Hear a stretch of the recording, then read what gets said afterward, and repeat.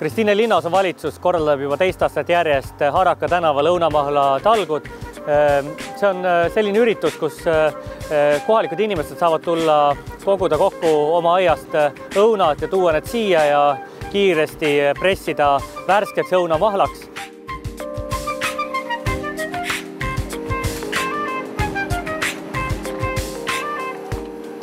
Mulle väga meeldib, et me saame Kristiines teha oma õuntest oma mahla ja selline hea teenus juba teist aastat. Ma olen väga rahul. Tood õunad, pressitakse välja, saad mahla vastu. Kogu lugu. Äärmiselt positiivne ja suurepärane lahendus, et ei ole midagi öelda. Tavaliselt oleme kas siis komposti viinud õunad või kodus omal käel teinud, aga kuna õunu nii palju, siis omal käel tegemine on nagu üsna keeruline, eriti linnatingimustes. Elan kõrval tänavas ja väga mugav. Pole vaja oma pressi üldse välja tuua. Kuigi mul on enam-vähem ka press ja purust ja kõik olemas, aga seekord oli Kristiine lehes selline soodne kuulutus ja sellest tuli kohe kinni haarata. Ja milline ilm soosib kõige seda tänast tegevust.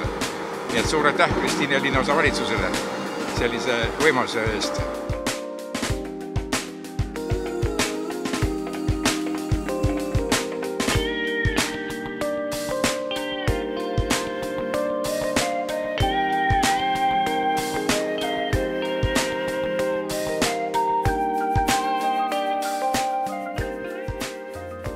Oma aiast kogutud õuntest pressitud mahl on tervislik ja värske, hea täiendus kodusele toidulauale ja see on hea keskkonnasäästlik viis kasutada õunu.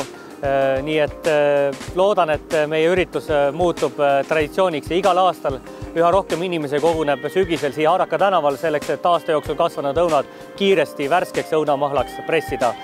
Kristiine slogangi on Aed linna südames, nii et tänase üritus läheb ilusti kokku meie eesmärkidega.